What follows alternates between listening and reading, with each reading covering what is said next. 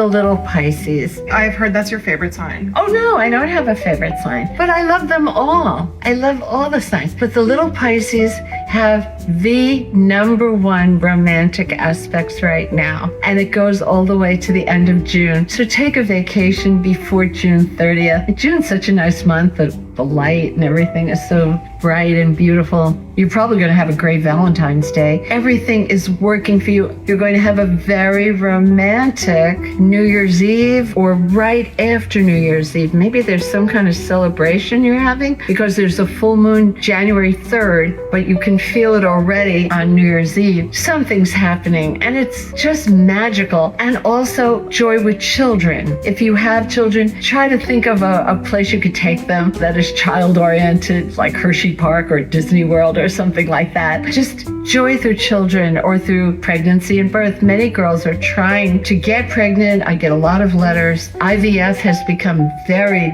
very accurate. I know many people who have children now because they did IVF. Children are the joy of life. They're the little icing on the cake, but not everybody agrees with me. Some people say, hey, I don't want any kids, and that's fine. That's fine. But if you do want them, this is the year to get serious about it. Do you think when the child aspect is strong in your chart, it could also be your inner child? Well, interesting you should say that. It rules creativity too. And in order to be creative, you have to be childlike and experimental and silence the inner critic. Just put a mask on them. Tape. So you think that sometimes when you're talking like you could have a child, that could also really be like a big project. You know how people say my new book is my baby or my new portfolio of photographs is my baby?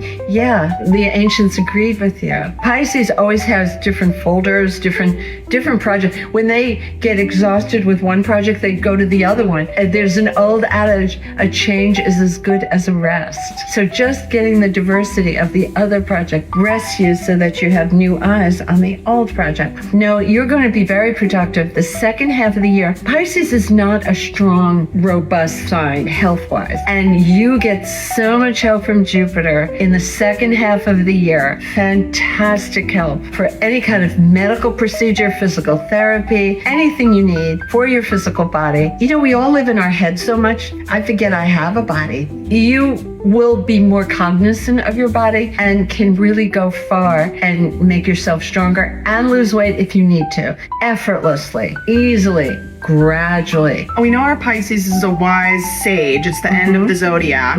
Do they need to worry about money this year? Oh yeah, they do. Sorry. You know why they do? Sorry, my little Your sage. clients are so stingy right now. I don't know why. Well, I do know why. Every 29 years, Saturn goes into your second house of earned income. The Aquarians had this. They're just getting rid of it on February 13th. Done for 29 years. Your clients will no longer be haggling over every little penny. But the Pisces are taking it over. Sorry, guys. Now, in ancient days, they used to call it the time of locusts, dust storms, famine. We don't look at it that way. Actually, when you have Saturn in the second house, you can amass wealth because you become like a little squirrel with the acorns, gathering them all up and saving them. And you can do really well. If you want to make a plan that you will have a certain amount of money at the end of 2.5 years, you absolutely will be able to fulfill that plan. Work with a financial advisor and you can have financial security when Saturn is in the second house. You just have to make more of the money you already have, be a smart shopper and, use coupons, go to the sales, know when to buy, when not to buy. But you will come out of this richer than when you entered it if you make that a goal, because Saturn in the second house, some people are born with that. I'll never forget, I was on a TV set and I was done and I was in the green room and I was calling Uber when the stage manager came and said, I have to talk to you. I said, okay, cancel. She said, I was at an Academy Award dinner after and they had an astrologer there and he said I would be penniless and on food stamps and bereft of any money. I said, wow, horrible. Oh my God, that's an emergency. Wait, let me get my computer. She was born with Saturn in the second house, and he totally misread what that meant. First of all, it was well aspected to other planets, so she wasn't fighting it. It was in harmony with her other planet. I said, you're a saver. She said, I am. That's why this freaked me out. I said, you're going to laugh all the way to the bank where the rest of us have stuff we're giving to real because we spend too much. And you've got the dividends. You go to sleep and it makes more money for you. See, that's what you're after. Getting money that makes money while you sleep. And that's what you get from the stock market or bond market. Or I said, believe me, this is really making me upset that this man made you so worried. She said, having a nest egg is important to me. I said, sure, because you're born with Saturn there.